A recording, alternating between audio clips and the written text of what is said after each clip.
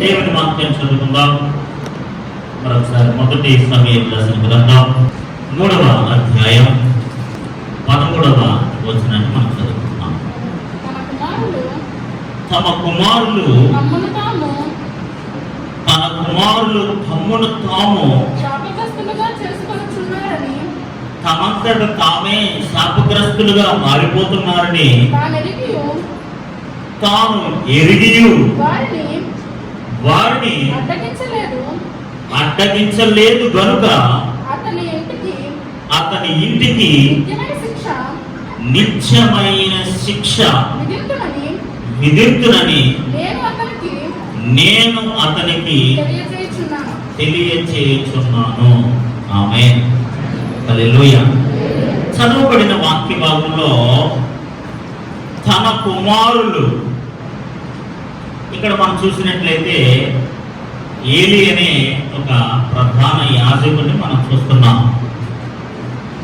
ఈరోజు ఏదైనా ఒక బాధ్యత, అది కుటుంబ బాధ్యత కావచ్చు, అది ఒక కంపెనీ బాధ్యత కావచ్చు, అది ఒక సంస్థ బాధ్యత కావచ్చు, లేకపోతే అది ఒక ఆధ్యాత్మిక బాధ్యత కావచ్చు, సంఘ బాధ్యత కావచ్చు, ఏదైనా ఎనీ రెస్పాన్సిబిలిటీ, ఏ బాధ్యత అయినా సరే దేవుడు అప్పగించిన బాధ్యతగా మనం దాన్ని భావించాలి. చూడండి, నాయకత్వం అనేది, నడిపింపు అనేది అందరికీ రాదు, అది కొంతమందికి వస్తాయి. కానీ అందరికీ సహజంగా మామూలుగా ఇచ్చే బాధ్యత అంటే కుటుంబ బాధ్యత. ఆమేన్. హల్లెలూయా. హల్లెలూయా. అందుకనే కుటుంబ యజమానుడు అని అంటారు, హెడ్ ఆఫ్ ది హౌస్ అని అంటారు ఇంగ్లీష్లో. అంటే హెడ్ అనగా పైనుండేవాడు, సమస్తమును నడిపించేవాడు.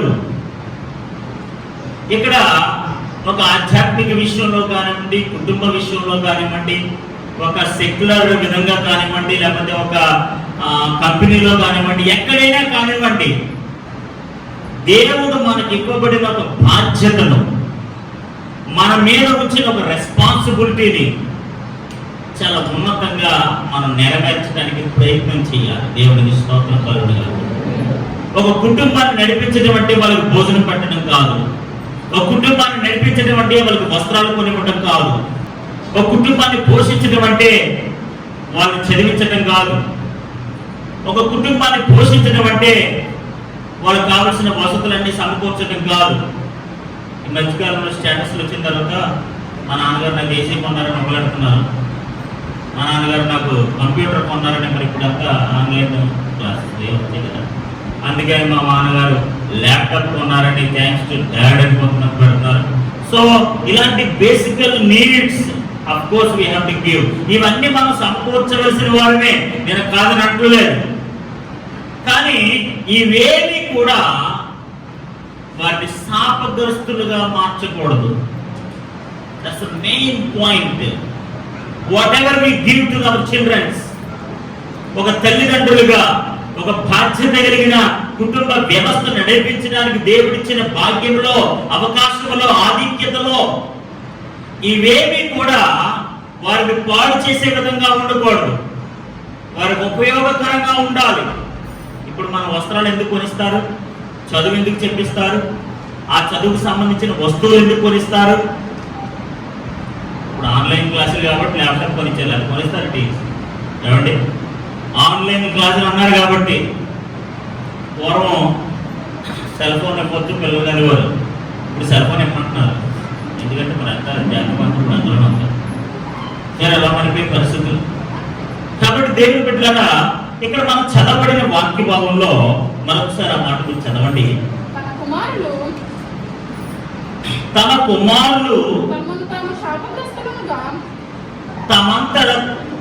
తన కుమారులు, తన సొంత బిడ్డలు,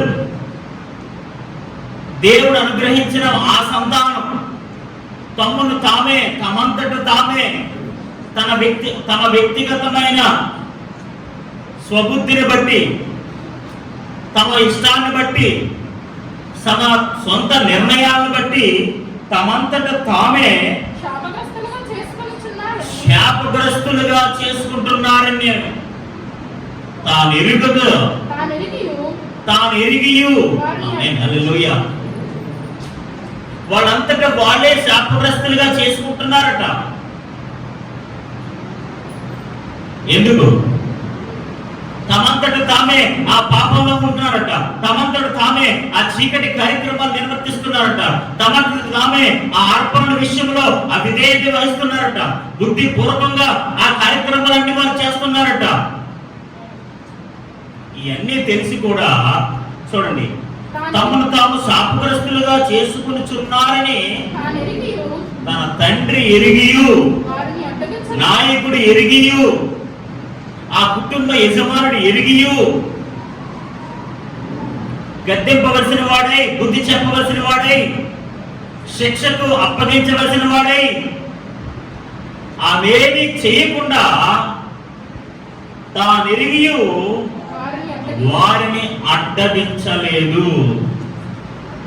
అడ్డగించలేదంటే దాని అర్థం ఏంటండి? ఇక్కడ మీరు చదవ, ఇది statement given by God to Samuel. ఇప్పుడు సమూయేలుకి దేవుడు కనపడ్డాడు, దర్శనంలో మాట్లాడుతున్నాడు. దర్శనంలో మాట్లాడి ఏలీ కోసం, తన కుమారుల కోసం ఈ విధమైన స్టేట్మెంట్ ఇస్తున్నాడు. తన తండ్రి తన కుమారులు తమను తామే శాపగ్రస్తులుగా చేసుకుంటున్నారని తాను ఎరిగియు వారిని అడ్డగించలేదు. ఇప్పుడు దేవుడు వాళ్ళు తప్పు చేశారన్న విషయం గురించి మాట్లాడట్లేదు. వాళ్ళు తప్పు చేశారు లేదా తర్వాత విషయం, తప్పు చేశారు చేయలేదు సెకండరీ. ఆ చేసిన విషయం తాను ఎరిగియు వారిని అడ్డగించలేదు. ఈ రోజున మన బిడ్డలైన వారు, అది ఆధ్యాత్మిక బిడ్డలు కావచ్చు, శారీరకమైన సంబంధమైన బిడ్డలు కావచ్చు, మీ కింద పనిచేస్తున్న వారు కావచ్చు, ఎవరైనా కావచ్చు, మీరెరిగియు వారిని అడ్డగింపలేనప్పుడు ఆ పాపములో, ఆ శాపగ్రస్తమైన పనిలో మీరు కూడా పాలిభాగస్తులే. ఆమేన్. ఇక్కడ దేవుడు ఏమి చెప్తున్నాడంటే సమూయేలుకి, ఏలీ కూడా ఆ శాపగ్రస్తమైన పనిలో పాలిభాగస్తుడే ఉన్నారు. ఎందుకంటే తాను ఎరిగియు అడ్డగించలేదు కాబట్టి, తాను ఎరిగియు దాన్ని తగిన శిక్ష విధించలేదు కాబట్టి. ఈరోజు దేవుని బిడ్డలారా, మీరు ఎరిగియు ఒకవేళ మీరు అడ్డగించకపోతే, గుర్తుపెట్టుకోండి ఈ మాట బాగా, మీరు ఎరిగియు ఆ యొక్క పాపాన్ని కానీ, ఆ చీకటిని కానీ ఒకవేళ మనం అడ్డగించకపోతే ఖచ్చితంగా ఆ పాపంలో, ఆ శాపగ్రస్తమైన విషయంలో మనం కూడా పాలిభాగస్తులమై ఉంటాము. ఈ రోజున చూడండి, ఆ మాట ఎంత కఠినమైన మాట అంటే, తానెరిగి వారిని అడ్డగించలేదు గనుక, అడ్డగించలేదట. అంటే అడ్డగించడం అంటే ఈ రోజున మరి అలా అడ్డగించారనుకోండి, మీరు శత్రువులు అయిపోతారు. మీకు అర్థమవుతుందా? ఇప్పుడు వారు ఏం చేసినా మీరు అడ్డగించలేదనుకోండి, ఒకవేళ మీరు అడ్డగించారనుకోండి, వాళ్ళ శత్రువులు అయిపోతారు. అడ్డగించకపోతే ఆయనకి శత్రువులు అయిపోతారు. ఎలాగైనా శత్రువులు అయిపోతారు. దేవునికి స్తోత్రం కలుగుగా. హల్లెలూయా. బాధ్యతను మోయడం అంటే, రెస్పాన్సిబిలిటీని టేకింగ్ చేయడం అంటే మామూలు విషయం కాదు. ఒక కుటుంబాన్ని శారీరకంగా, ఒక కుటుంబాన్ని ఆర్థికంగా, ఒక కుటుంబాన్ని ఆధ్యాత్మికంగా నడిపించడం అంటే మామూలు విషయం కాదు. పిల్లల్ని ఆధ్యాత్మిక స్థితిలో ఉంచడం, లేకపోతే పిల్లల్ని ఆర్థిక సంబంధమైన విషయాల్లో పెంచడం, చక్కటి వస్త్రాలు కొనివ్వడం, మంచి స్థాయితో చదువుని వారికి చెప్పించడం, ఇవన్నీ కూడా చాలా ఉన్నతమైన విషయాలు అనుకుంటాం మనం. దేవుడు ఎప్పుడంటే ఇవేమి పట్టించుకోడండి. ఏలి వారికి ఆధిక్యత ఉన్నా, ఏలి కుమారుడికి ఆ స్థానం ఉన్న, స్థితి ఉన్న, ఆధ్యాత్మిక స్థాయి ఉన్న, ఇవేమి దేవుడు పట్టించుకోలేదు. ఎంతో భయభక్తుడైన, దీనుడైన, లేకపోతే సౌమ్యుడైన, చిన్న బాలుడైన సమూయేలు దేవుడు ఎంచుకున్నాడు. ఆమేన్. హల్లెలూయా, హల్లెలూయా. ఏలి ఎంత దీన దౌర్భాగ్య స్థితిలో ఉన్నాడంటే, ఒకనొక సందర్భంలో హన్నా ప్రార్థన చేసుకుంటే, హన్నా యొక్క ప్రార్థన మిస్అండర్స్టాండింగ్ చేసుకుంటున్నాడు. ఆవిడ ఆత్మలో పరవశించి ప్రార్థన చేసుకుంటే ఆ ప్రార్థనని గ్రహించలేని ఆధ్యాత్మిక స్థితిలో ఉన్నాడు ఏలి. ఆవిడ తిడుతున్నాడు, ఏమన్నా తాగిపోతే తాగేసినప్పుడు ఇచ్చినట్టు ఉంటాయంటే ఇక్కడ. ఒక భక్తురాలు దైవ మందిరంలో ప్రార్థన చేసుకుంటే ఆవిడ ఆధ్యాత్మిక స్థితిని గుర్తించలేని ఈ దైవజనుడు, ఈ ఆధ్యాత్మికమైన వ్యక్తి తన బిడ్డల విషయంలో ఎంత జాగ్రత్తగా ఉన్నాడో చూడండి. కాబట్టి దేవుని బిడ్డలారా, ఈ రోజున దేవుడు మనకి ఇచ్చిన బాధ్యత, తల్లిదండ్రులుగా, ఒక నాయకులుగా ప్రతి విషయంలో వారిని చాలా క్షుణ్ణంగా మనం పరిశీలించవలసిన వారిని ఉన్నాము. దేవుడికి స్తోత్రం కలుగునుగా. అడ్డగించలేదు కనుక అతని ఇంటికి, అతనికి కాదు. తప్పు చేసింది ఎవరు? తప్పు చేసింది ఎవరు? బిడ్డలు. శిక్ష ఎవరికి? శిక్ష ఎవరికి? తన ఇంటికి. ఏమండి, ఇన్ని జాగ్రత్తలు పాటించుకుంటేనే కరోనా పోవట్లేదు. ఏమండి, అవునా కదా? పోతుందా? తమ్మును శ్రాపవస్తులుగా చేసుకున్నారన్న విషయం తాను ఎరిగి అడ్డగించలేదు కనుక. అని నేను చెప్పింది మీకు అర్థమవుతుందండి? నేను చెప్పింది మీకు అర్థమవుతుందా? ఇది ఎక్కడ ఉన్న మాటనే నా సొంత మాట. మళ్ళీ చదవండి స్పష్టంగా. తమ కుమారులు తమను తాము శాపగ్రస్తులుగా చేసుకొనుచున్నారని తాను ఎరిగి వారిని అడ్డగించలేదు కనుక అతని ఇంటికి నిత్యమైన శిక్ష విధింతునని. నిత్యమైన శిక్ష అంటే ever lasting punishment. It's not a temporary punishment. తాత్కాలికమైన శిక్ష కాదు. ఏదో 2 దెబ్బలు కొట్టి వదిలేసే శిక్ష కాదు. 2 గద్దెంపులు గద్దించి వదిలేసే శిక్ష కాదు. ఇట్ ఈస్ ఏంటంట? ఎవర్ లాస్టింగ్, నిత్యమైన శిక్ష విధింతునని. వై? బికాస్ తాను ఎరిగి వారిని అడ్డగించలేదు కనుక. ఎందుచేతనగా తన బిడ్డలు తప్పు చేస్తున్నారని, తన బిడ్డలు చీకటిలో నడుస్తున్నారని, అపవిత్రమైన కార్యక్రమాలు చేస్తున్నారని తాను ఎరిగి వాడు ఏం చేయలేదంట? అడ్డగించలేదంట. కాబట్టి దేవుని బిడ్డలారా, ఈ రోజున దేవుడు మనకిచ్చిన ఆధిక్యతలో, దేవుడు మనకిచ్చిన రెస్పాన్సిబిలిటీలో మనం ఏం చేయాలంటే ఎరిగిన వారమై అడ్డగించే వారమై ఉండాలి. దేవుడికి స్తోత్రం కలుగునుగా. హల్లెలూయా, హల్లెలూయా, హల్లెలూయా. అలా చేయలేదు కనుక అతని ఇంటికి, the whole family, entire family. తప్పు చేసింది ఒకరు, శిక్ష వచ్చింది అందరికీ. దేవుని యొక్క విషయాలు ఎలా ఉంటే మనకు అర్థం కాదు. తప్పు చేసింది కుమారుడు, శిక్ష వచ్చింది ఎవరికి? శిక్ష వచ్చింది ఎవరికి? ఏలి కొడుకును అప్పని శిక్షింటే సరిపోద్ది కదా. తప్పు చేసింది వాళ్ళే కదా. వాళ్ళ దృష్టిలో వాళ్ళు చేస్తే సరిపోద్ది కదా. ఎందుకు ఇల్లంతటికి నిత్యమైన శిక్ష? ఎంటైర్ ఫ్యామిలీ నిత్యమైన శిక్ష ఎందుకు విధించాలి? ఎందుకంటే దేవుని యొక్క శిక్షా విధానాలు ఎలా ఉంటాయి తెలుసా? తాను ఎరిగి అడ్డగించలేదు కనుక. That's very very important point. Underline this word. తాను ఎరిగి, నోయింగ్, తెలిసి కూడా అడ్డగించలేదు కనుక. ఈ రోజున అలా మనం చేయకపోతే ఆ పనిష్మెంట్లో, ఆ శిక్షలో, ఆ పాపంలో నీవు నేను కూడా పాలిభాగస్తులు అయిపోతాం. హల్లెలూయా, హల్లెలూయా, హల్లెలూయా. కాబట్టి దేవుడు బిడ్డలారా, ఈ రోజున దేవుడు మనకిచ్చిన ఆశీర్వాదాలు, దేవుడు మనకిచ్చిన బహుమానాలు, దేవుడు మనకిచ్చిన ఈ ఫలాలు, ఇవన్నిటినీ కూడా చాలా ఉన్నతంగా మనం కాపాడవలసిన వారమే ఉన్నాము. ఉన్నతంగా ఆధ్యాత్మికంగా పోషించవలసిన వారే ఉన్నాము. ప్రార్థనలను, భక్తులను, విశ్వాసములను, సహవాసములను, వీటన్నింటిలోనూ కూడా పెంచి పోషించవలసిన వారమే ఉన్నాము. అలా కాకపోతే రేపొద్దున వారి భవిష్యత్తులో మనం ఖచ్చితంగా చూడండి. మీకు 2-3 విషయాలు నేను చూపించి నేను ప్రార్థన చేస్తాను. 2వ అధ్యాయం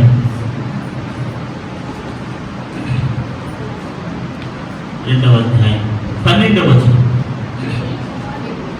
2వ అధ్యాయం 12వ వచనం. అందరూ తీశారు కదండి, చదవండి. ఏలీ కుమారులు యెహోవాను ఎరుగని వారై మిక్కిలి దుర్మార్గులై ఉండిరి. ఆమేన్, హల్లెలూయా. ఏలీ కుమారులు యెహోవాను ఎరుగని వారై, అంటే దేవుని గురించి ఏమీ తెలియదు. They don't know anything about God. దేవుని గురించి ఎరుగని వారై, ఎవరికంటే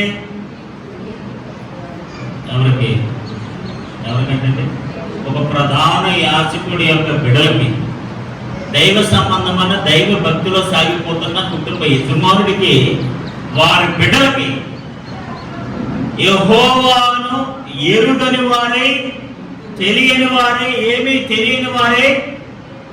ఎప్పుడైతే యెహోవా గురించి తెలియదో ఖచ్చితంగా వారు లెక్కలేదు. యెహోవా అంటే లెక్కలేదు, ఆయన అర్పణ అంటే లెక్కలేదు, ఆయన బలి అర్పణలు అంటే లెక్కలేదు, ఆయన బలు అర్పించే విధి విధానంలో లెక్కలేదు, తెలియదు. యెహోవా గురించి తెలియదు, ఆయన అర్పణ గురించి తెలియదు, ఏం తెలియదు వాళ్ళకి.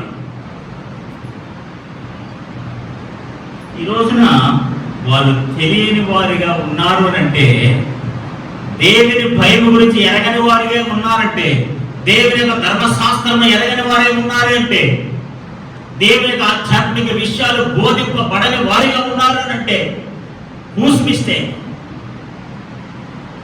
ఒక దైవ సంబంధమైన వ్యక్తి వాళ్ళ బిడ్డలకు దేవుని ఎరగని వారిగా ఉన్నారు. ఈ రోజున దేవుని యొక్క బిడ్డలు, ఆధ్యాత్మికంగా సాగిపోతున్న తల్లిదండ్రులు, మీ బిడ్డలు దేవుని బిడ్డలుగా ఉండాలంటే వారు దేవుని ఎరిగిన వారై ఉండాలి. హల్లెలూయా. వారికి ప్రార్థన అంటే ఏంటో తెలియాలి, వాక్యం అంటే ఏంటో తెలియాలి, సహవాసం అంటే ఏంటో తెలియాలి, సండే స్కూల్ అంటే ఏంటో తెలియాలి, ఉపవాసం అంటే ఏంటో తెలియాలి, సంస్కారం అంటే ఏంటో తెలియాలి, ప్రభు బల అంటే ఏంటో తెలియాలి, బాప్తిసం అంటే ఏంటో తెలియాలి, ధర్మశాస్త్రం అంటే ఏంటో తెలియాలి, వాక్యం అంటే ఏంటో తెలియాలి, ఆధ్యాత్మిక సహవాసం అంటే ఏంటో తెలియాలి. ఇవన్నీ తెలియాలి. ఒకవేళ ఇవన్నీ తెలియకపోతే వాళ్ళు ఏమైపోతారట? దుర్మార్గులైపోతారట, దుష్టుల సహవాసంలోకి వెళ్ళిపోతారు. నోవహు దినాల్లోనంటండి భయంకరమైన దినాలు. దేవుని ఎరుగక వాళ్ళందరూ కూడా ఇష్టానుసారంగా జీవిస్తున్న దినాలు అవన్నీ కూడా. దేవుని ఎరుగక అందరూ కూడా పాపములో, చీకటిలో సాగిపోతున్న దినాలు ఇవన్నీ కూడా. అలాంటి దినాల్లో నోవహు ఒక్కడు మాత్రమే తన కుటుంబాన్ని కాపాడుకోగలిగాడు. హల్లెలూయా. దేశమంతా, ప్రజలంతా కూడా అందరూ మునిగిపోతుండగా, కానీ నోవహు కుటుంబం మాత్రం రక్షింపబడిన కుటుంబంగా ఉంది. హల్లెలూయా, హల్లెలూయా. ఈ భయంకరమైన దినాలలో మనము దేవుని ఎరిగిన వారమని మాత్రం ఉండడం కాదు, కానీ మన బిడ్డలు కూడా, మన సంతానము కూడా, మన వంశము కూడా, మన వచ్చే తరము వారు కూడా దేవుని ఎరిగిన వారై ఉండాలి. దేవుని ఎరిగిన వారై ఉండడం అంటే మామూలు విషయం కాదు. ఈరోజు మన బిడ్డలకు ఏం తెలుసండి? ఏం తెలుసు మన వాళ్ళకి? యూట్యూబ్ తెలుసు కదా. ఈ బాబా తెలియపడకంటే అది one of the subject. YouTube is one of the subject. అలాగే TikTok is one of the subject. WhatsApp is one of the subject. ఏ తెలియపోవడం ఏంటి?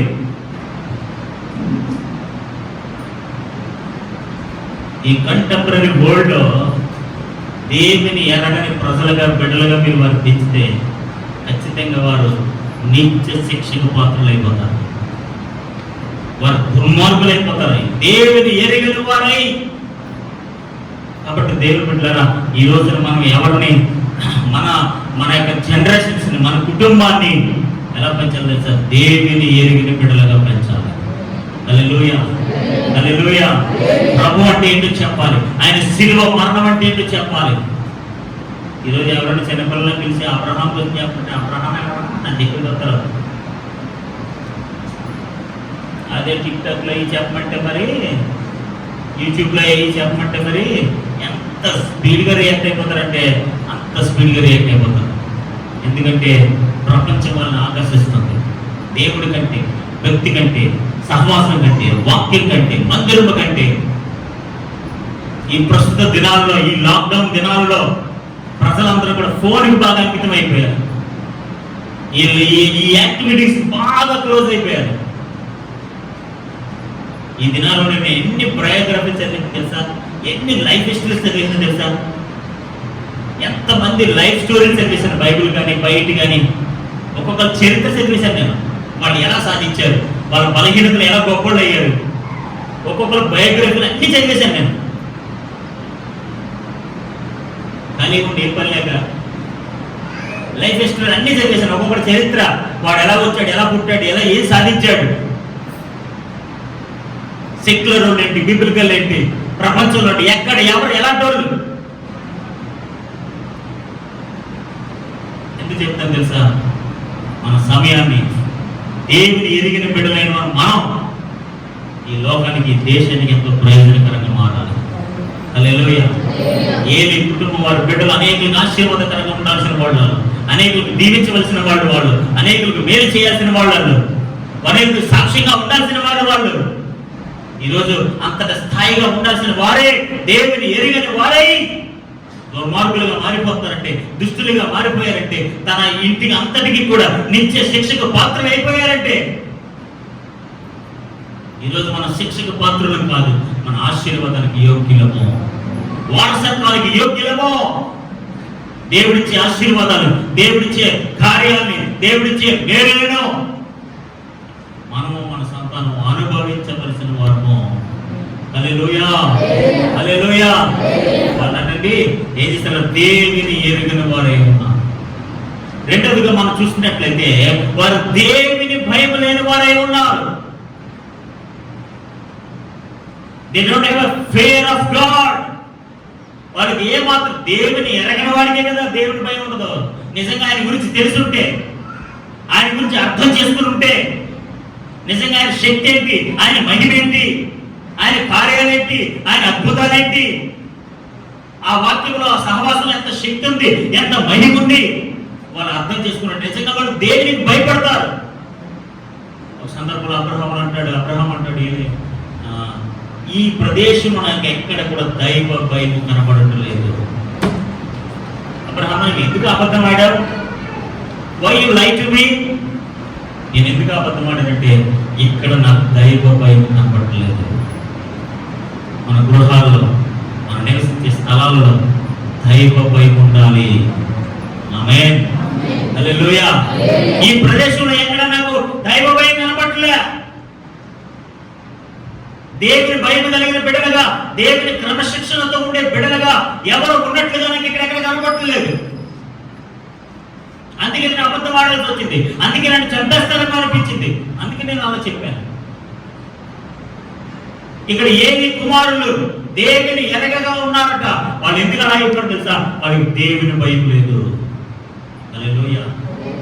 దేవుని యొక్క శిక్ష గురించి కానీ, దేవుడు అనుగ్రహించే లేకపోతే ఆ యొక్క పనిష్మెంట్ గురించి కానీ, ఆ నిత్య శిక్ష గురించి కానీ, అలాంటి భయంకరమైన దినాలు రాబోతున్నా కానీ అలాంటి భయం ఏమీ కూడా వాళ్ళకి లేదు.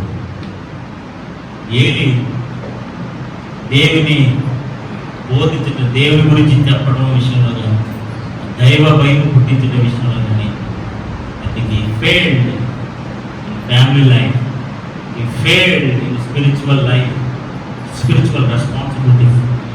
దేవుడిచ్చిన కుటుంబ బాధ్యతలను, ఆధ్యాత్మిక బాధ్యతలను అతడు ఫెయిల్ అయిపోయినట్టుగా మనం చూస్తున్నాం. దేవుడికి స్తోత్రం కలుగుగా. హల్లెలూయా. వేరే సమీరుడికి వచ్చాడట. సమీరు దేవుడు ఏర్పాటు చేసుకుని ఈ దేవాలయంలో ఉన్నాడట. అక్కడ చదివితే వచనాల్లో అతడు మనుషుల దయందును దేవుని దయందును ఆ స్థలమందు అతడు ఏదుగుచో ఫలించుచుండెను. అతడు ఏఫోదులను ధరించుకుని, దైవ వస్త్రాలు ధరించుకుని, యాజక వస్త్రాలు ధరించుకుని అతడు దేవుని సన్నిధిలో ఎదుగుతూ ఉండెను. దేవుని సన్నిధిలో ఎంత గొప్ప ఆశీర్వాదం ఉందో, దేవుని సన్నిధిలో ఎంత మహిమ ఉందో. తన తల్లి దేవాలయంలో విడిచిపెట్టి వెళ్ళిపోయిందట. ఏకైక కుమారుణ్ణి, ఎన్నో సంవత్సరాలుగా పుట్టిన కుమారుణ్ణి తన స్వలాభం కోసం చూసుకోకుండా తన ఏకైక కుమారుని దైవ మందిరంలో విడిచిపెట్టి వెళ్ళిపోయింది. వేరస్ ఇతని పిల్లలు, ఇతని సంతానం దేవుని ఎరగని వారై, దేవుని భయం లేని వారై, దేవుని యొక్క ఆధ్యాత్మిక కార్యక్రమాల పట్ల సరైన అవగాహన లేని వారై ఇష్టానుసారంగా ఆ కార్యక్రమాలు చేస్తున్నట్లుగా మనం చూస్తున్నాం. కాబట్టి దేవుని బిడ్డలారా, ఈరోజు మనం చూసినట్లయితే దేవుని ఎరగని వారిగా ఉండకూడదు. మన బిడ్డలు ఎలా ఉండాలి? దేవుని ఎరిగిన వారై ఉండాలి. ఆమేన్. హల్లెలూయా, హల్లెలూయా, హల్లెలూయా. రెండవది, దేవుని భయం కలిగిన వారై ఉండాలి. ఖచ్చితంగా దేవుని భయం వారిలో ఉండాలి. ఈరోజు చాలా మందికి భయం లేదు. జనరల్గా భయం అనేది పోయింది, అవునా కదా? జనరల్గా భయం అనేది పోయింది. పూర్వంలో అయితే మేస్టర్కి భయపడేవారు, తల్లిదండ్రులు భయపడేవారు. ఆ దేవుడి భయం కూడా సెకండరీ లేదు, తర్వాత విషయం. మొట్టమొదటి టీచర్కి, ఇంట్లో తల్లిదండ్రులకి భయపడేవారు. ఇప్పుడు ఆ రెండు భయాలు లేవు. ఎగ్జాక్ట్లీ ఐమ్ టెల్లింగ్ టుడే, ఈ రోజున ఏ ఒక్కరికి తల్లిదండ్రులకు భయం లేదు, ఏ ఒక్కరికి టీచర్గా భయం లేదు. దేవుడి భయం అంటారు తర్వాత చూద్దామండి, అది తర్వాత సంగతి చూద్దాం. మొట్టమొదటి ప్రైమరీ భయం, ప్రైమరీ భయం నాన్న కొడతాడనో, నా అమ్మ తిడతాడనో అనే భయం లేదండి ఎవరికి. మాట్లాడితే ఎదురించి చెప్తారు, అంతే కదా జనరల్గా. చెప్పారు వెళ్ళి అంటారు, బురద చేద్దాం అంటారు, ఇలా రకరకాలుగా మాట్లాడతారు. టీచర్ గారంటే భయపడేవారు. టీచర్ గారంటే భయం లేదండి ఈ రోజున ఎవరికి. ఒకప్పుడు మా మాస్టర్ వస్తుంటే అలా పక్కన నుంచి వెళ్ళిపోయేవాడు, భయం. మా మాస్టర్ వస్తుంటే పక్కన వెళ్ళిపోతాయి. ఈరోజు ఆయన గురించి వెళ్ళి ఆయన చెడ్డ పెడతారు. నా చిన్నప్పుడు కెమిస్ట్రీ చెప్పాడు ఆయన, నాకు వాకింగ్గా పడతాను. ఇప్పుడు కూడా గుడ్ మార్నింగ్ చెప్తాను నేను అంత విధేయతగా. ఆయన ప్రతిసారి ఎవరి బాబు నువ్వు నాకు నా కెమిస్ట్రీ సోషల్ చెప్పాను. దేవుడి బిడ్డలారా, ఈ రోజున the primary thing is first of all దేవుడి భయంతో పాటు తల్లిదండ్రుల భయాన్ని, ఉపాధ్యాయుల భయాన్ని, దేవుడి భయాన్ని కలిగి ఉండండి. ఖచ్చితంగా దేవుడు మనం దీవిస్తారు. ఆమేన్. ఒక ఉన్నతమైన కార్యాలు, ఆశీర్వాదాలు చూడాలని అంటే మనం అలా తప్పగా ఉంటే కుదరదండి. ఉన్నతమైన విషయాలు సాధించే వాళ్ళు ఫూలిష్గా బిహేవ్ చేయకూడదండి. ఒక ఉన్నతమైన విషయాన్ని సాధించేవాడు ఎంతో పట్టుదల ఉండాలి, ఎంతో కృషి ఉండాలి, ఎంతో తపన ఉండాలి, ఎంతో ఆవేదన ఉండాలి. ఇవన్నీ ఉంటేనే తప్ప మనం ఏం సాధించలేము, ఏమీ సాధించలేము. మా దగ్గర డబ్బులు ఉన్నాయి, మా దగ్గర స్తోమత ఉంది, మా దగ్గర తెలివితేటలు ఉన్నాయి, ఇవేమీ పనిచేయవు, ఇవేమీ పనిచేయవు. ఎవరైతే భయభక్తులు కలిగి, వినయము కలిగి, విధేయత కలిగి, దేవుని ఎరిగిన వారే, దైవ భయం కలిగిన వారే ఉంటారో వారిని తక్కువ వాడైనా, సమూయేలు లాంటి సామాన్యుడైన, హన్నా లాంటి సామాన్యమైన కుటుంబంలో తెచ్చిన వాడిని గొప్పవాడిని చేస్తారు. హల్లెలూయా, హల్లెలూయా. వాటికి ఉండి అవకాశం ఉండి అన్ని ఉండి వాడు నిలబెట్టకపోతే, వాడు కాపాడుకోకపోతే, ఈరోజు దేవుడు ఆధిక్యత ఇచ్చే దేవుడు, అవకాశం ఇచ్చే దేవుడు. ఒకవేళ వాటిని కనుక మనం నిలబెట్టుకోకపోతే ఖచ్చితంగా దేవుడు will another man will come. అక్కడ సమూయేలు లాంటి వాడు ఇంకొకడు వస్తాడు, వాడు అవన్నీ పొందుకుంటాడు. దేవుడికి స్తోత్రం కలుగుతుంది. కాబట్టి దేవుని బిడ్డలారా, ఈ రోజు ఈ ప్రస్తుత దినాలలో ఒక కుటుంబ బాధ్యతను, సంబంధమైన బాధ్యతను నిలబెట్టుకుంటే ఎంత ఉన్నతమైన విషయమో ఒకసారి మీరు గ్రహించుకోవాలి. మీ బిడ్డల పట్ల సంపూర్ణ బాధ్యత మీరు వహించాలి. ఎరిగియు అడ్డగించలేదు కనుక, తెలిసి కూడా వాటిని ఆపు చేయలేదు కనుక. చూడండి 2వ అధ్యాయంలోనే 17 రోజులు కూడా ఒకసారి చదవచ్చు. అందువలన జనులు యెహోవాకు నైవేద్యం చేయటయందు అసహ్యపడుటకు, యెహోవా నైవేద్యము చేయటందు అసహ్యపడుటకు ఆ యవ్వనులు కారణమయ్యేది కనుక వారి పాపము యెహోవా సన్నిధి గొప్పదాయను. ప్రజలు అసహించుకునే స్థాయికి వెళ్ళిపోయారు. They are the reason. వాళ్ళు యెహోవా నైవేద్యాన్ని అసహించుకునేంతగా ఆ యవనస్తులు కారణమైపోయారట. ఎంత పెథటిక్ సిచ్యువేషన్ చూడండి. 22వ వచనం.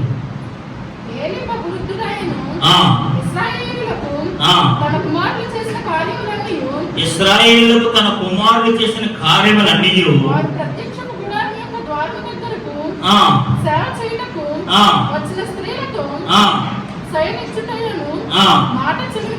మాట చెవిని పడగా వారిని పిలిచి ఇట్లను, ఈ జనుల ముందర మీరు చేసిన చెడ్డ కార్యములను నాకు వినబడినవి. ఎప్పుడు వినబడ్డాయట? వాళ్ళు నిజంగా అలాంటి స్థితికి వచ్చేసిన తర్వాత వినబడ్డాయి. ఆ స్థితికి వచ్చే లోపుగా ఇతడు గ్రహించుకోలేకపోయాడు. ఇప్పుడు వచ్చేసిన తర్వాత ఇంకేం చేస్తారులేండి, రాకుండా ఉంటే బాగుంది కదా. వచ్చేసిన తర్వాత నిజంగా ఆ స్థాయికి వచ్చేసి అక్కడికి వచ్చేసిన తర్వాత అప్పుడు కూడా మేబీ ఏలికి తన బిడ్డలంటే చాలా గారాభం. వాళ్ళు ఇష్టం వచ్చినట్టు వాళ్ళు ఏం చేసుకుంటే వాళ్ళు చేసుకొని వచ్చారు. ఇక్కడ కూడా అంటే వాళ్ళు అంత భయంకరం వచ్చిన తర్వాత వాళ్ళు చాలా మెత్తగా గడ్డిస్తున్నాడండి. వచ్చినట్టు చదివితే చాలా మెత్తగా. అసలు అలాంటి పని వచ్చే శిక్ష ఏంటి? అసలు మరణ శిక్ష. నిర్గమాకాండంలో మీరు చూస్తే మరణ శిక్షే. ఖచ్చితంగా మీరు మరణ శిక్షకు పాత్రలు అవుతారు. ఖచ్చితంగా ఇలాంటి చేయడం వల్ల దేవుడు ఖచ్చితంగా మిమ్మల్ని శిక్షిస్తాడు. ఇలాంటి పనులు చేయడం మీరు తగదు అని కఠినంగా మాట్లాడడానికి అవుతుంది. చాలా మెత్తగా సౌమ్యంగా చెప్తున్నాడు. హల్లెలూయా, హల్లెలూయా. కాబట్టి దేవుని బిడ్డలారా చూడండి, సామెతల గ్రంథంలో ఒక మాట మీకు చూపించాలని ఆశపడుతుంది. 23వ అధ్యాయం 11వ వచనం.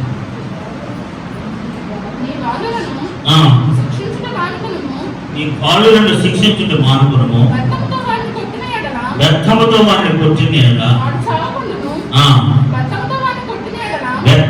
వారిని కొట్టిన ఎడల పాతాళమునకు పోకుండా వాని ఆత్మను నీవు తప్పించదవు. ఈరోజు మీరు అడ్డగించటం వల్ల, శిక్షించటం వల్ల, వారిని వ్యర్థముతో వారిని కఠినంగా మాట్లాడటం వల్ల వారి ఆత్మని మీరు పాతాళం నుంచి రక్షిస్తారు. ఆమేన్. ఈరోజు వారి ఆత్మని పాతాళం నుంచి రక్షించే బాధ్యత ఎవరిది? ఎవరిదండి? రక్తం వాడండి, అడ్డగించండి, శిక్షించండి, కఠినంగా మాట్లాడండి, తప్పులేదు. ఎందుకంటే వారి ఆత్మ పాతాళం నుంచి రక్షించబడుతుంది. ఆమేన్, హల్లెలూయా. ఇప్పుడు తన ఇంటి వారందరికీ కూడా నిత్యమైన శిక్ష వచ్చేసిందట. కారణం ఏంటో తెలుసా? తాను ఎరిగి అడ్డగించలేదు, వ్యర్థము ఓడలేదు, శిక్షించలేదు, కఠినంగా మాట్లాడలేదు, ఏమీ చేయలేదు. అలా చేయకపోవడం వల్ల వాడు ఏమైనా తన ఇంటి వారందరికీ కూడా నిత్య శిక్షకు పాత్రులయ్యేది. హల్లెలూయా, హల్లెలూయా. వాటి ఇష్టానుసారంగా ప్రవర్తించారట. 12వ అధ్యాయం 17వ అధ్యాయంలో 22వ అధ్యాయం 29వ వచనంలో ఇష్టానుసారంగా ప్రవర్తించారు. దైవ భయం లేక, దేవుని ఎరుగక, ఆ దైవిక విషయాల్లో శ్రద్ధ లేక, ఆసక్తి లేక, దైవిక విషయాల్లో అవగాహన లేక ఇష్టానుసారంగా ప్రవర్తించడం వల్ల తన ఇంటి వారందరికీ కూడా నిత్య శిక్ష పొందుకున్నట్లుగా మనం దేవుని వాక్యంలో చదువుతున్నాం. కాబట్టి దేవుని బిడ్డలారా, ఈరోజు దేవుడు మీకు ఇచ్చిన కుటుంబం, దేవుడు మీకు ఇచ్చిన బాధ్యత, దేవుడు మీకు ఇచ్చిన రెస్పాన్సిబిలిటీ ఏంటో తెలుసా? మీ బిడ్డలో దేవుని ఎరిగిన వారై ఉండాలి.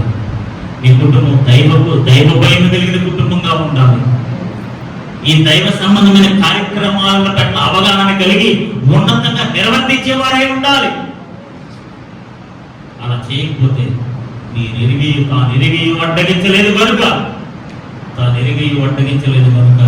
తన ఇంటి వారందరికీ నిత్యమైన శిక్ష కాబట్టి దేవుని బిడ్డలారా, ఈ ఫాదర్స్ డే సందర్భంగా తల్లిదండ్రులుగా మీరు ఫెయిల్ అవ్వరు. That's my intention. తల్లిదండ్రులుగా మీరు ఎప్పుడు ఫెయిల్ అయిపోతారు తెలుసా? వాళ్ళ భవిష్యత్తులో ఫెయిల్ అయిపోయినప్పుడు. ఈరోజు మీరు భోజనం పెట్టారా, లేదా వారికి మంచి వస్త్రాలు కొన్నారా, మంచి స్కూల్లో వారికి ఎడ్యుకేషన్ ఇప్పించారా, వాళ్ళకి కావాల్సినప్పుడు వస్తువులు కూడా ఇచ్చారా? ఇది కొంటే ఎంత అయిందట? 22,000. 22,000 అంటే ఒక సామాన్యమైన కుటుంబం ఎన్ని రోజులు బతికించారు? ఈరోజు నాకు కొనిపెడితే నేను అంటలేస్తున్నా, I don't tell them not buy anything. మీరేం కొనివ్వకండి, వాళ్ళకి ఏమి ఇవ్వకండి అని చెప్పట్లా. వారు దేవుని ఎరిగిన వారై, దైవ భయం కలిగిన వారై, ఆధ్యాత్మిక విషయాల్లో ఉన్నతమైన శ్రద్ధ కలిగిన వారై, వారు దేవుని రాజ్యాన్ని స్వతంత్రించుకున్న వారై దేవునికి మహిమ తెచ్చే బిడ్డలుగా వారు ఉండాలి. ఆమేన్. అనేకులకు ఆశీర్వాదకరంగా ఉండాలి, అనేకులకు సాక్షాత్తంగా ఉండాలి. వారి నోట అనేక ఆశీర్వచనాలు రావాలి. నాకు బిడ్డలుగా మీ బిడ్డలను మీరు పెంచగలిగితే, పోషించగలిగితే, నడిపించగలిగితే శారీరకమైన ఆహారం ఎవరైనా పడతారు, శారీరకమైన వస్త్రాలు ఎవరైనా ఇస్తారు. మామూలు చదువు దిక్మాల స్కూల్లో దగ్గర వేసిన చదువు వచ్చేస్తాడు గట్టి. ఇట్స్ నాట్ కంపల్సరీ ఏంటో తెలుసా? దేవుని ఎరిగిన వారై ఉంటారు, దైవ ప్రేమ కలిగిన వారై ఉంటారు, ఈ ఆధ్యాత్మిక విషయాలు చింత కలిగిన వారై ఉండి అలాంటి బిడ్డలుగా మీరు వారిని పెంచగలిగితే, నిలబెట్టగలిగితే భవిష్యత్తులో వారు అనేకులుగా ఆశీర్వాదకరంగా ఉంటాడు. హల్లెలూయా. సమయంలో ఒక సామాన్యమైన పౌరుడు ఎంతమందికి ఆశీర్వాదకరంగా మారిపోయాడు. అనేక మంది రాజులను అభిషేకించాడు సమయాన్ని, అనేక మంది రాజులను అభిషేకించాడండి, అనేక మంది ప్రవచనాత్మక ఉపదేశాలు ఇచ్చాడండి పౌరుడు. ఈ రోజు మన బిడ్డలు అంత ఉన్నతంగా దీవించబడుతున్నారు కాక. హల్లెలూయా, హల్లెలూయా. ఈ తండ్రులు మీకు ఈ ఫాదర్స్ డే సందర్భంగా దేవుడు మీకు ఇచ్చిన ఆధిక్యతను మీ బిడ్డల విషయంలో శ్రద్ధ చూపించి మీ బిడ్డలు అనేకులకు ఆశీర్వాదంగా మారినట్లుగా సర్వశక్తులు దేవుడి కృపను మనందరికీ అనుగ్రహించిన కాక. ప్రార్థన చేసుకుందాం. తండ్రి వందనాలు వందనాలు వందనాలు వందనాలు వందనాలు వందనాలు వందనాలు వందనాలు.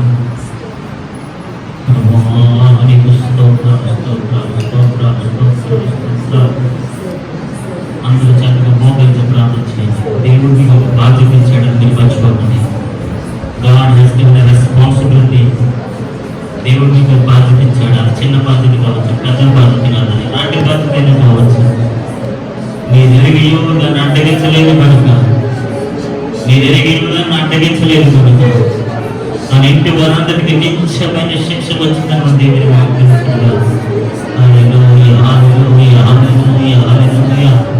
క్రైస్తవులు అందరూ ఎరిగి ప్రార్థన చేద్దాం. దేవుడు మనకి ఇచ్చిన కుటుంబాలను బట్టి దేవుడికి వందనాలు చెల్లిద్దాం. హల్లెలూయా, హల్లెలూయా, హల్లెలూయా. అందరూ ఎరిగి ప్రార్థన చేయండి. ప్రభువా, మీరు మాకు ఇచ్చిన కుటుంబాన్ని బట్టి వందనాలు, మాకు ఇచ్చిన బిడ్డలను బట్టి వందనాలు. వారిని భక్తిలో, నీ విశ్వాసములో, నీ సహవాసములో వారిని పెంచినట్లుగా సహాయం చేయండి ప్రభువా, సహాయం చేయండి ప్రభువా. జ్ఞానం ఇవ్వండి ప్రభువా, నీ అభిషేకం ఇవ్వండి ప్రభువా, నీ కృప ఇవ్వండి ప్రభువా. మా బిడ్డలను పోషించిన విషయంలో మాకు జ్ఞానం దయచేయండి ప్రభువా. ఓ నేను మా బిడ్డను నీ కొరకు నిలబెట్టిన విషయంలో తగిన అభిషేకం దయచేయండి ప్రభువా. మా కుటుంబం పట్ల ఓ నేను అబ్రహాం చెప్పినట్లుగా ఈ ప్రదేశంలో నాకు దైవ భయం నాకు కనపడలేదు అనకూడదు ప్రభా. ఓ మా కుటుంబము, మా స్థలము, మా గృహము దైవ భయం కలిగిన కుటుంబంగా ప్రభా, దైవ భయం కలిగిన కుటుంబం కలిగిన ప్రభా, దైవ క్రమశిక్షణ కలిగిన కుటుంబంగా ప్రభా. మా కుటుంబాన్ని దీవించండి ప్రభా, మా కుటుంబాన్ని దీవించండి ప్రభా. చెప్పండి, ప్రతి ఒక్కరు ప్రార్థన చేయండి. మా కుటుంబాన్ని దీవించండి ప్రభా, ప్రార్థన చేయండి. మా కుటుంబాన్ని దీవించండి ప్రభా. చెప్పాలి, ప్రతి ఒక్కరు స్వరాన్ని చెప్పండి. ప్రభా, బ్లెస్ అవర్ ఫ్యామిలీ. మా కుటుంబాన్ని దీవించండి ప్రభా, మా బిడ్డలను దీవించండి ప్రభా. అందరూ చక్కగా మోకరించి, అందరూ చక్కగా మోకరించి రెండు చేతులు పైకి ప్రభా, మా కుటుంబాన్ని దీవించండి, మా కుటుంబాన్ని దీవించండి, మా కుటుంబాన్ని దీవించండి, మా బిడ్డలను దీవించండి. వారికి మంచి భవిష్యత్తును దయచేయండి ప్రభా, మంచి భవిష్యత్తు ఇవ్వండి ప్రభా, మంచి భవిష్యత్తు ఇవ్వండి ప్రభా. అనేకులకు ఆశీర్వాదకరంగా ఉండే భవిష్యత్తు ఇవ్వండి ప్రభా. హల్లెలూయా, హల్లెలూయా, హల్లెలూయా, హల్లెలూయా. ప్రభా, భవిష్యత్తు ఇవ్వండి ప్రభా. Praise the Lord, praise the Lord, praise the Lord, praise the Lord, praise the Lord, praise the lord.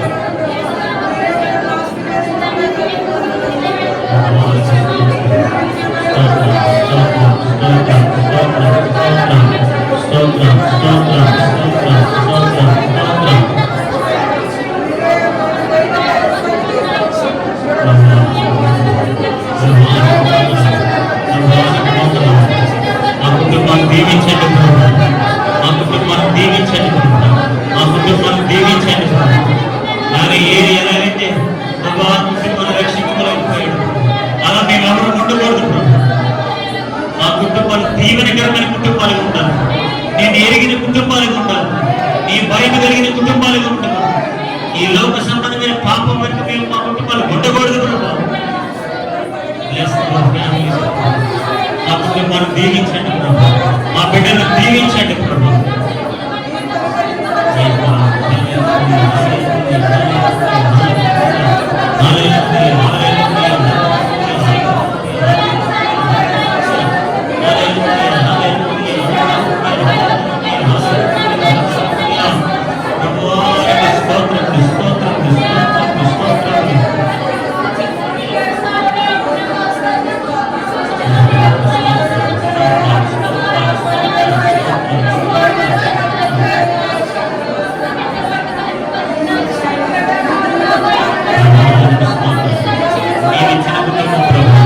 నీవు ఇచ్చిన బిడ్డల ప్రభావ నీ మహిమకరంగా ఉండాలి ప్రభావ అనేకులకు ఆశీర్వాదకరంగా మారాలి ప్రభావ అనేకులకు సాక్షాత్తంగా ఉండాలి ప్రభావ ఎంతో ప్రయోజనకరమైన బిడ్డలుగా మారాలి ప్రభావ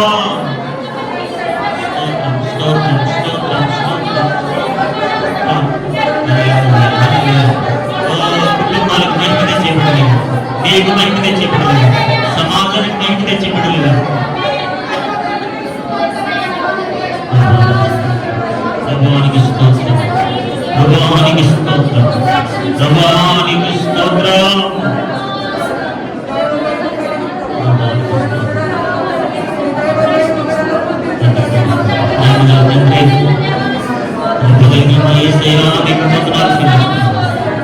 ఈ ఆదర్శ